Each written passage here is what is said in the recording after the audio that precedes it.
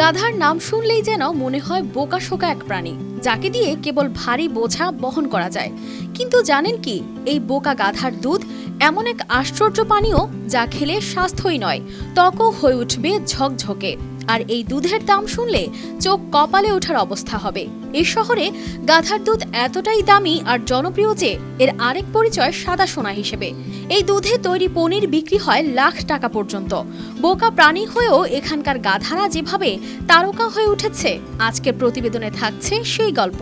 Double million offer, Walton fridge কিনে পেতে পারেন 20 লক্ষ টাকা, রয়েছে কোটি কোটি টাকার নিশ্চিত উপহার। আলবেনিয়ার ঐতিহাসিক শহর গিরোকাস্টার, যেখানে পাহাড় আর পাথর মিলে একাকার।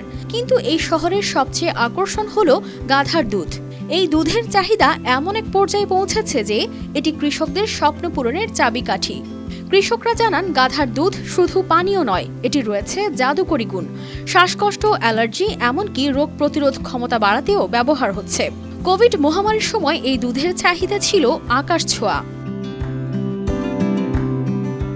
তবে আন্তর্জাতিক পর্যায়ে বেশি আলোচিত এবং দামি পণ্যটি হল গাধার দুধ থেকে তৈরি পনির।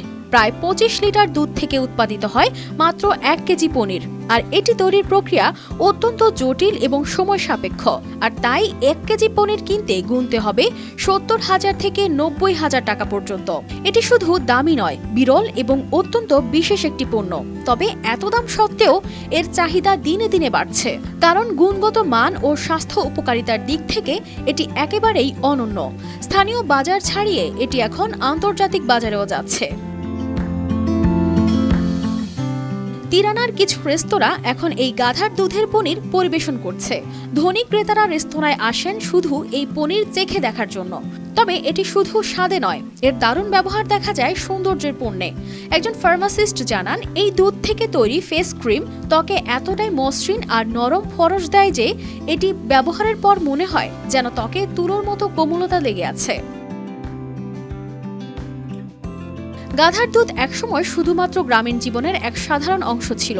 তবে এখন তার নানা গুণাগুণের জন্য তার স্বাস্থ্য, সৌন্দর্য এবং বিলাসিতার প্রতীক হয়ে উঠেছে।